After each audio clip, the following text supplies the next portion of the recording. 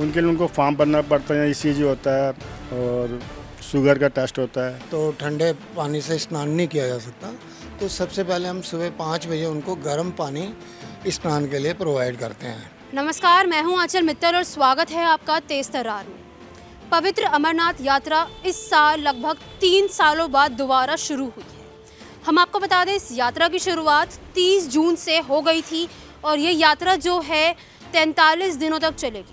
इसी को लेकर मैं इस वक्त मौजूद हूँ शिव शक्ति सेवा ट्रस्ट के कुछ सदस्यों के साथ। इनके बारे में मैं आपको बता दूं कि ये लोग जो है कई सालों से बालटाल में भंडारा लगा रहे हैं, वहाँ पर सेवा कर रहे हैं। अब आखिर अमरनाथ यात्रा में क्या कुछ मान्यताएं हैं, वहाँ पर किन चीज़ों की ध्यान रखने की ज़रूरत है और क्या कुछ वहाँ पर होता है, इसी के लिए हम जुड़ेंगे इन्हीं के सदस्यों के साथ और फिर आपको बताएंगे। तब तक के लिए बने रहिए तेज तर्रार के साथ। जी सर, आपका नाम?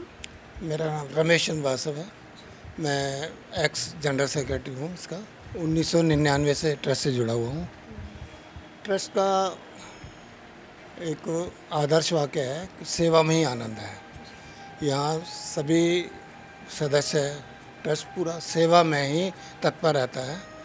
मेन हमारा सेवा का, जैसे बताया हमारे कोष अध्यक्ष ने, कि बालटाल में हमारा भंडारा लगता है अमरनाथ यात्रा के दौरान। हर साल ये श्री अमरनाथ की यात्रा एनुअल यात्रा है जो श्रावण मास में समाप्त होती है। 2 महीने की यात्रा तकरीबन रहती है। तो हर वर्ष हम वहाँ भंडारा लगाते हैं। भंडारे में यात्रियों को सुविधाएं प्रदान करते हैं। किस तरह की सुविधाएं? सुविधा ये है कि वहाँ बहुत ठंड होती है, तो ठंडे पानी से स्नान नहीं किया जा सकता। तो सबसे पहले हम सुबह 5 बजे उनको गर्म पानी स्नान के लिए प्रोवाइड करते हैं। उसके बाद फिर सुबह चाय और बिस्किट और टोस्ट वगैरह खिला। क्या इन सब चीज़ों के कुछ चार्जेस भी लेते हैं? निःशुल्क है, ये फ्री ऑफ चार्ज है। उसके बाद फिर डिनर होता है, ब्रेकफास्ट, फिर लंच और शाम को हम ब्रंच भी देते हैं और रात को डिनर। तो ये सारा फ्री सेवा है। आप पूछेंगे ये पैसा कहाँ से आता है, तो हमारे बहुत सारे डोनर हैं जो हमें आर्थिक डोनेशन देते हैं। और एक और बात है कि शिव भक्ति सेवा ट्रस्ट का बहुत ही एक स्वच्छ इमेज है। गवर्नमेंट ऑफ इंडिया ने हमें एटीजी की एग्जेम्पशन भी दे रखी है। जो डोनर हमें डोनेट करते हैं उसको एटीजी में एग्जेम्पशन मिल जाती है 50% ऑफ द टोटल डोनेशन। और फिर इसके साथ ही हम देख रहे हैं आप, ये हमारी डिस्पेंसरी है।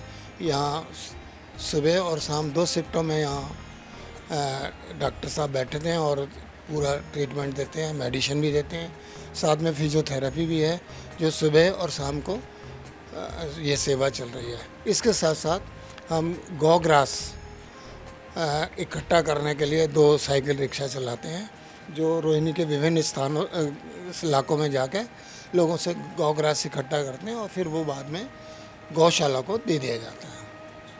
और एक और बात है, साथ साथ हम ना समय समय पर blood donation camp, medical health checkup, ये भी सेवा साल में करते रहते हैं। और हमारे साथ एक वॉलंटरी डोनर्स की एक लिस्ट है। जो भी रिक्वायरमेंट ब्लड की आती है तो वो ब्लड भी हम प्रोवाइड कर देते हैं अपने डोनर्स के थ्रू। जी सर, आपका नाम? मेरा नाम मोतीलाल है और मैं पीआरओ हूँ समिति का। 2000 से जुड़ा हुआ हूँ मैं। 1999 में हमारा समिति का गठन हुआ था। हमारा मेन उद्देश्य ये था कि बालटाल पे जाके यात्रियों की मदद करने, उनकी सेवा करने। जो हमने एक स्लोगन बनाया हुआ है, अभी हमारे रमेश वासव जी ने बताया, सेवा में ही आनंद है। ये वास्तव में सेवा में ही आनंद है। वहाँ सेवा करने में अच्छा आनंद आता है। और वहाँ जो भी यात्री विभिन्न स्थानों से आते हैं, हिंदुस्तान के हर कोने से आते हैं, वो अपनी प्रॉब्लम्स बताते हैं, किस तरह हम यहाँ तक चल के आए। तो उनको अच्छा खाना खिलाते हैं, उनका स्वास्थ्य वगैरह बारे में पूछते हैं और गर्म पानी वगैरह सुबह जो स्नान के लिए जाते हैं वो दिया जाता है और फ्री ऑफ कॉस्ट होता है वो। और जब यहाँ दिल्ली से अब चलते हैं तो जो भी यात्री अस्पताल में जाते हैं मेडिकल कराने, तो वहाँ भी हम उनकी जगह हेल्प करते हैं। उनके फॉर्म भरना, उनको रूम में बताना कि इस रूम में जाइए, इसमें ईसीजी होगा, इसमें एक्सरे होगा, तो लोग जाते हैं। उसके बाद अगर हमें बैंक में भी थोड़ी बहुत हेल्प करनी पड़ती है तो बैंक में भी जाके ना हम उनके बैंक का जो एप्लीकेशन फॉर्म वो भरते हैं, उनके साथ उनके फ़ोटो वगैरह लगा के और उनके जो डेट्स है वो अपनी डेट भी वो ले लेते हैं। सर अगर मैं अमरनाथ यात्रा की बात करूं तो वहां पर जो है यात्रियों को हर साल में एक बार जाने का मौका मिलता है और पिछले 3 सालों से अमरनाथ यात्रा जो है हो नहीं पा रही कोविड की वजह से। तो अब जो है काफ़ी समय बाद ये खुली है, तो इस बार जो है यात्रियों के लिए अगर यात्री जाएँ तो उनके लिए कैसे जाना ठीक रहेगा, कैसे जा सकते हैं वहाँ पर? देखिए इस बार गवर्नमेंट ने ना कुछ अपने प्रतिबंध लगाए हैं कि आप जब बैंक से कार्ड लेंगे, परमिट कार्ड लेंगे, तो बैंक को एक रिस्ट्रिक्शन दी हुई है कि आप ये बिना पोर्टर के आप इनका परमिट कार्ड नहीं दे सकते। और जब वो यात्रा के समय जाते हैं तो वहाँ उनका चेक होता है और चेक होने के बाद एक उनको अलग से एक यात्री कार्ड दिया जाता है। वो इसलिए दिया जाता है कि ताकि यात्रियों का क्राउड वहाँ ऊपर ना बढ़े और आराम से यात्री सफ़र करते। वहाँ जाने के लिए क्या कोई हेल्थ चेकअप भी होता है? वहाँ पहले से हेल्थ चेकअप तो करा के जाना पड़ता है उनको। क्या करना पड़ता है उसके लिए? उनके लिए उनको फॉर्म भरना पड़ता है, ECG होता है और शुगर का टेस्ट होता है, ECG होता है, एक्सरा होता है, ये 4-5 टेस्ट करते हैं। अगर ये सब चीज़ें ठीक निकली तो ही एक यात्री जा सकता है? कोई यात्री फिर जा सकता है। अगर कोई इसमें कोई दिक्कत आती है तो वो डॉक्टर लोग उनको दवा मेडिसिन वगैरह भी देते हैं और उसके बाद फिर दोबारा फिर टेस्ट होता है, तो वो प्रॉपर ढंग से उस मेडिकल से निकल जाते हैं। फिर उनको मेडिकल सर्टिफिकेट दिया जाता है, उसके आधार पर फिर बैंक में जाता है, वो बैंक से जाकर अपना परमिट लेता है।